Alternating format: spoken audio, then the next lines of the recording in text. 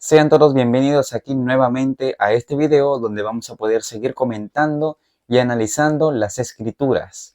En este momento vamos a hablar de un tema muy interesante después ya de haber hablado en el tema anterior acerca de los 6 días literales de la creación y el séptimo día literal de reposo de Jehová y cómo eso pues se le dio al hombre para que administre toda la creación allí. Adán y Eva eran los fieles mayordomos de todas las cosas que Dios había creado y el séptimo día donde puedan disfrutar plenamente de un reposo de las cosas que ellos habían trabajado durante la semana continuamente, ¿verdad? Y Dios ha preservado esa semana. Pero también vimos que el tema siguiente que íbamos a hablar era acerca de la deidad en la creación. Mucho más ahora importante entender ese tema, ya que encontramos muchas posiciones distintas acerca de la deidad o de la Trinidad. Pues vemos que realmente a veces escuchamos algunas teorías acerca de la Trinidad cuando solamente debemos quedarnos con lo que está revelado en la Biblia.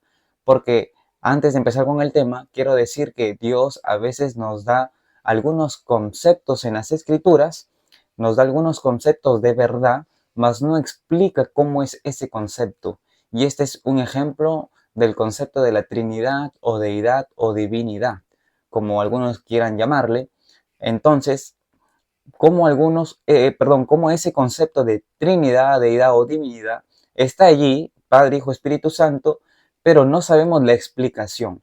Entonces, cuando vemos la explicación de cómo es posible que hayan tres personas individuales, tres personas con personalidad, cómo esos tres, a pesar de eso, son Dios. Digamos que son un equipo y son Dios. A veces no podemos llegar a comprenderlo porque obviamente nuestro cerebro es finito, nuestra inteligencia es finita, pero Dios nos ha dicho que debemos quedarnos con lo revelado y lo revelado es lo que vamos a ver ahora en este momento. Algunos pueden decir que la Trinidad en realidad es católica y no podemos creer en la Trinidad porque es del catolicismo, pero bueno, me animaría en algún momento tal vez a explicar algunas diferencias entre la Trinidad católica y la Trinidad bíblica, que no es lo mismo. Si nos podemos analizar cómo surge la Trinidad en la Biblia y cómo surge la Trinidad en el concepto católico, nos vamos a dar cuenta de que no es lo mismo. Así que yo te invito a usar tu Biblia y a poder analizar conmigo solamente algunos versículos de la creación y entender cómo Dios Padre, Hijo y Espíritu Santo están vinculados en la creación a la luz de Génesis capítulo 1, capítulo 2. Así que vamos a ver ese tema interesante en la deidad en la creación. Y esta es la vida eterna, que te conozcan a ti, el único Dios verdadero, y a Jesucristo, a quien has enviado. Vamos a empezar pues con el primer versículo de la Biblia, Génesis capítulo 1, el versículo 1. Dice así: en el principio creó Dios los cielos y la tierra. Aquí vemos que se le pone a Dios como el creador de todas las cosas, ¿verdad? En el principio creó Dios los cielos y la tierra. Hemos analizado ya ese versículo en el video pasado, pues lo que entendemos aquí es que ya se menciona el nombre de Dios aquí, o sea, la palabra Dios, en el hebreo Elohim. Y si nosotros avanzamos un versículo más, vemos que aparece otro Elohim. Y vamos a mirar allí y dice: y la tierra estaba desordenada y vacía, y las tinieblas estaban sobre la superficie del abismo, y el Espíritu de Dios se movía sobre la superficie de las aguas. Aquí en el versículo 1 hemos visto que solamente aparece la palabra Dios, que en el hebreo es Elohim, pero ahora en este versículo aparece el Ruach Elohim, que es el Espíritu de Dios. Pero ese de no necesariamente indica alguna pertenencia. Algunos pues creen que en Génesis 1.1 se está refiriendo al Padre y podemos aplicarle que se está refiriendo al Padre, pero también se puede referir a la unidad de Dios, porque la palabra Elohim significa Dios o dioses, pero aunque ese es una palabra plural, el sentido para la divinidad bíblica, para el Dios bíblico, es en singular. y se aplica a dioses en el contexto de los dioses paganos. Así que esta palabra Elohim se aplica, depende el contexto, y en este contexto del Dios creador, del Dios de la Biblia, se está refiriendo a singular, es decir, la palabra Dios y no dioses, porque la deidad, la creencia de la deidad no es que hayan varios dioses, sino que las personas distintas de la deidad conforman un solo Dios, es un solo Dios. Ahora, en el versículo 2 aparece el Ruach Elohim. La palabra Ruach, que puede ser aliento o espíritu, pero aparece Elohim, y como es una palabra constructo, entonces se le pone allí el conector de, y es Espíritu de Dios. Lo interesante es que debemos entender que algunos cuando leen esto piensan que el Espíritu de Dios, es decir, que sale de Dios, ese Espíritu no tiene individualidad, sino que le pertenece a Dios. Digamos que Dios está acá, el Padre está aquí, y el Espíritu sale del interior de él, es su Espíritu.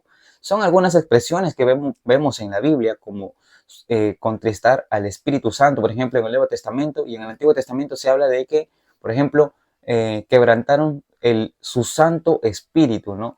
Como alguna pertenencia de Dios. Si nosotros vemos como algo que sale del Padre, va a contradecir el verbo que menciona después para este Ruach Elohim, que dice que y el Espíritu de Dios se movía sobre las aguas. Más adelante vamos a ver ese verbo, se movía sobre la superficie de las aguas. Entonces, en Génesis 1 aparece Elohim, en el versículo 2 aparece el Ruach Elohim, Dios, y después aparece el Espíritu de Dios, pero en Génesis, el capítulo 2, el versículo 7, vemos a alguien más, y es específicamente a quien forma el hombre. Dice Génesis capítulo 2, versículo 7, dice: entonces Jehová Dios modeló al hombre de arcilla del suelo y sopló en su nariz aliento de vida, y fue el hombre un ser viviente. Miren, ya está Dios en Génesis 1.1, está el Ruach Elohim en Génesis 1 Dios, o el Espíritu de Dios, y en este versículo, Génesis 2.7, encontramos a Jehová Dios. Y aquí aparece el nombre de Dios, que es el tetragramatón, transliterado el YHWH, que no tiene pronunciación. Algunas versiones del castellano traducen este versículo como y el Señor Dios formó al hombre, pero la palabra Señor no es una correcta traducción. La más cercana es Jehová o Yahvé. ¿Por qué? Porque usa las letras, mejor dicho, del tetragramatón, YH, V o WH. Entonces, ¿por qué se le traduce como Señor? Bueno, porque depende ya del que traduce, cómo quiere ponerle ahí la traducción. Pero recordemos, pues, que si le pone Señor, en el Nuevo Testamento, el Señor es Jesucristo. Pero si se le deja como Jehová, algunos piensan que ahora ya está hablando del Padre. ¿Vieron cómo importa a veces la traducción, saber algunos detalles del idioma original de la Biblia? Ahora, si no tiene vocales esta palabra o el tetragramatón YHWH, ¿por qué se traduce con vocales? Porque lo que hicieron pues es ponerle a esas letras las vocales de la palabra Adonai, que es mi Señor, y de la palabra Elohim, que es Dios. Es por eso que traducido ya se le pone Jehová, Jehová. Lo interesante es que así como en Génesis 1.1 aparece solamente Elohim, Génesis 1.2, el Ruach Elohim, no es solamente Elohim, sino el Ruach Elohim. En Génesis 2.7 aparece el Yehová o el Jehová o el Yahvé Elohim. Lo interesante es que este Yahvé o Jehová o el YHWH tetragramatón, el nombre de Dios, aparece allí formando al hombre. Este personaje es el que forma al hombre. Y se le menciona también otro verbo que es formar, ¿no? El verbo de formar. Cada uno tiene un verbo, es decir, que cada uno en la creación tiene una acción. El Elohim, el primero, que se menciona en Génesis 1.1, digo primero no por jerarquía, sino por orden de mención, se menciona allí, aparece como el que crea, con la palabra bará, que entendimos que bará es crear algo absolutamente de la nada, traer a una realidad algo que no existía en lo absoluto ni siquiera en lo más mínimo de los átomos. Después aparece el Ruach Elohim con el verbo de que se movía. Lo interesante es que en el idioma hebreo pues aparecen muchas voces de los verbos cal perfecto y la palabra movía en el sentido de esta palabra que se está usando aquí aparece en un tipo de voz que es voz piel. ¿Qué significa esta voz piel? En el hebreo, que es rakhaf, es decir, que este Ruach Elohim se movía, pero de manera activamente, con una fuerza propia y no derivada de otra. Es una acción activa con una voz activa. Se movía allí propiamente, no derivada de otra la fuerza de su acción, sino que era individual, venía de esa misma persona. Entonces, si nosotros pensamos que el Ruach Elohim sale de Dios o sale del Padre, pues está contradiciendo en realidad lo que estamos viendo aquí en el texto original, que es el idioma hebreo, el mismo idioma en el que escribió Moisés, el mismo idioma que entienden los masoretas por su tradición. Ahora, miren, esto es algo muy interesante porque el movimiento que ejerce este Ruach Elohim es propio, no causado por otra persona, sino de él mismo. Ahora, ¿cómo es si nosotros pensamos que el Padre pues saca su espíritu y hace que su espíritu actúe por sí mismo? Nosotros podríamos pensar que esto podría ser semejante al espiritismo, ¿no? Cuando tipo un alma entra o una persona entra en trance, sale su espíritu y puede hablar, digamos, si pensamos en ese contexto. Pero no es así. Este espíritu se le puede ver aquí, el espíritu llamado Espíritu Santo o Espíritu de Dios, que actúa por sí mismo. Y el mismo verbo, la acción que ejerce, lo lleva a hacer eso, ¿no? Actúa independiente del Padre, pero en sintonía con la esencia del Padre, porque tienen el mismo sentido de Dios, es decir, son Elohim, aunque uno es Ruach, es decir, espíritu. Ahora, en Génesis 2:7, pues ya aparece ese Jehová Dios, el tetragramatón, el nombre de Dios aparece allí con el verbo formar, yatzar, que es pues dar forma a algo, dar forma a alguien, moldearlo, así como lo hace el alfarero. Entonces vemos que cada personaje aquí cuenta con un verbo que hace una acción en el Génesis, en los dos primeros capítulos del Génesis. Pero miren, ¿no? Estos tres ejercen acción por sí mismos, no con fuerza derivada ni prestada de otra.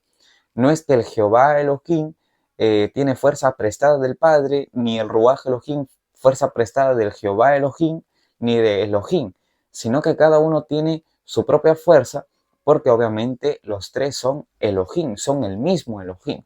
Entonces aquí vemos a tres personas distintas. Y si nosotros podamos catalogar la modalidad en que cada uno actúa, pues vemos que cada uno hace una función diferente, pero ejerce el mismo propósito y la misma finalidad, ¿no? Su obra creadora, los tres complementados allí en la obra creadora, Padre, Hijo y Espíritu Santo. El Padre es el que vará, el que digamos, pues allí comanda la acción, el que habla. Vemos también al Hijo en Génesis 2:7, que es el que ejecuta la acción, porque él forma al hombre.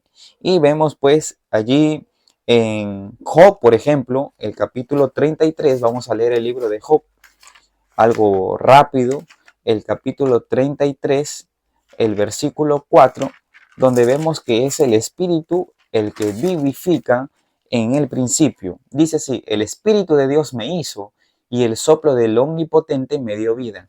Ahora miren, el Espíritu de Dios me hizo.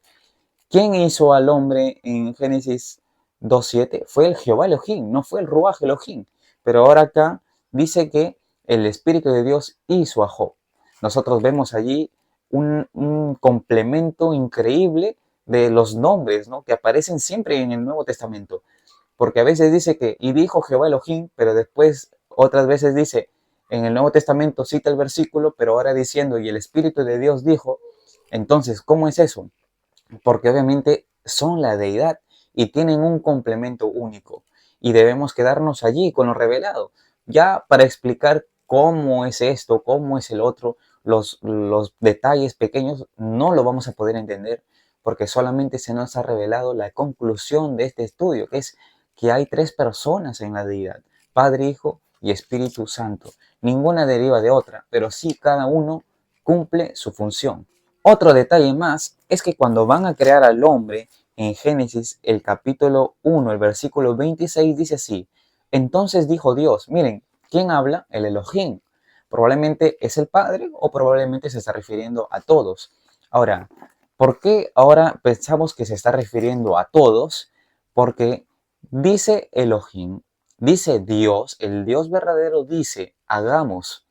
Miren, usa una palabra singular para después utilizar una palabra plural.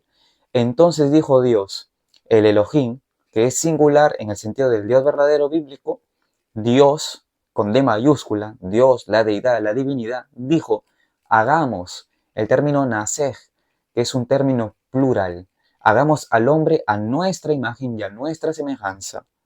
Entonces, y miren lo que dice el versículo 27, y creó Dios al hombre a su imagen, y a imagen de Dios lo creó, varón y hembra los creó.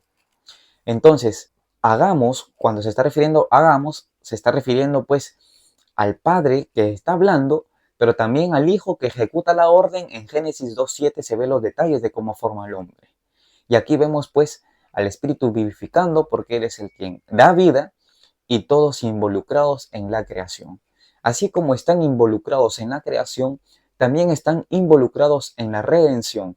Nosotros en el Nuevo Testamento vamos a ver a un hijo que glorifica al Padre y que no se da gloria a sí mismo. Pero vemos que cuando llega el Espíritu Santo no se da gloria a sí mismo, sino que le da la gloria al Hijo. ¿Por qué? Porque aquí entramos ya en términos del gran conflicto. Hay algunos adventistas que creen que el Espíritu Santo no forma parte de la deidad y que el Hijo fue engendrado, es decir, que tuvo un principio en algún momento de la eternidad, por el simple hecho de que no se menciona mucho al Espíritu Santo en el Antiguo Testamento, y voy a hablar aquí de los escritos de Elena G. de White, ni tampoco en algunos libros de Elena G. de White en los principios capítulos del gran conflicto. Y esto tiene una razón, porque así como cada uno tuvo una parte en la creación, tuvo una función, aunque son Dios, tienen diferentes funciones, Padre, Hijo, Espíritu Santo, pues también en el gran conflicto cada uno tiene su función. Y así como el Padre estuvo presente en el Antiguo Testamento, el Hijo también lo estuvo presente, y si nosotros analizamos algunos versículos, también el Espíritu de Dios o el Espíritu Santo estuvo presente en el Antiguo Testamento. Ahora, en el contexto de que cuando vino Cristo, obviamente Él se encarnó, y ahora el tema de la gran controversia, del gran conflicto, toda la deidad, Padre, Hijo, Espíritu Santo, se enfocaron en la vida de Cristo.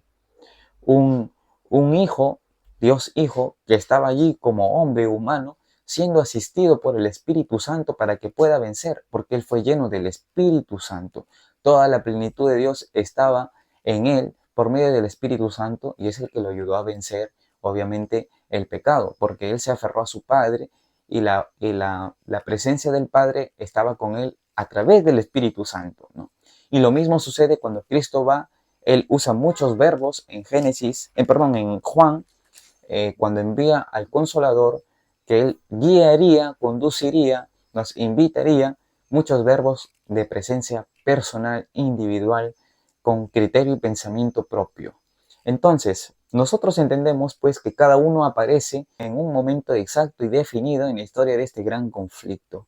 Así que nosotros pues tenemos que quedarnos con lo revelado. Si hay cosas que no entendemos, el silencio es oro.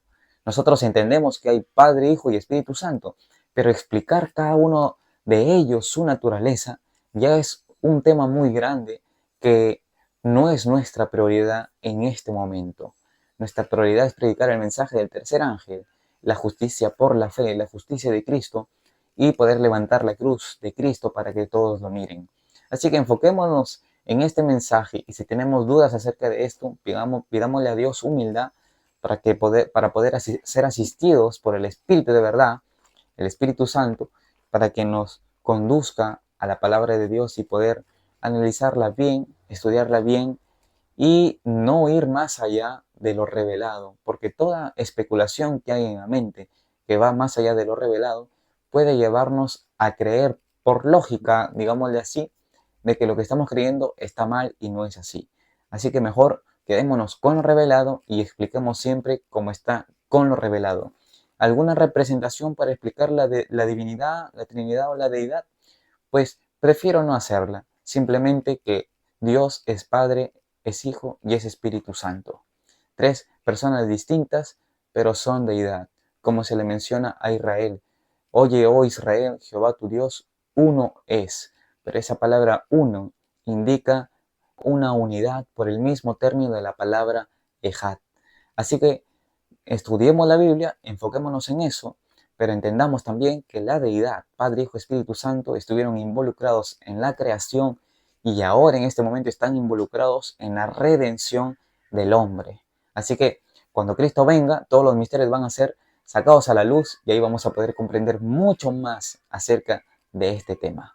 Que Dios te bendiga y nos vemos en el próximo tema para poder seguir hablando acerca de las ricas enseñanzas que hay en Génesis capítulo 1 y capítulo 2. Bendiciones. Y esta es la vida eterna, que te conozcan a ti, el único Dios verdadero, y a Jesucristo, a quien has enviado.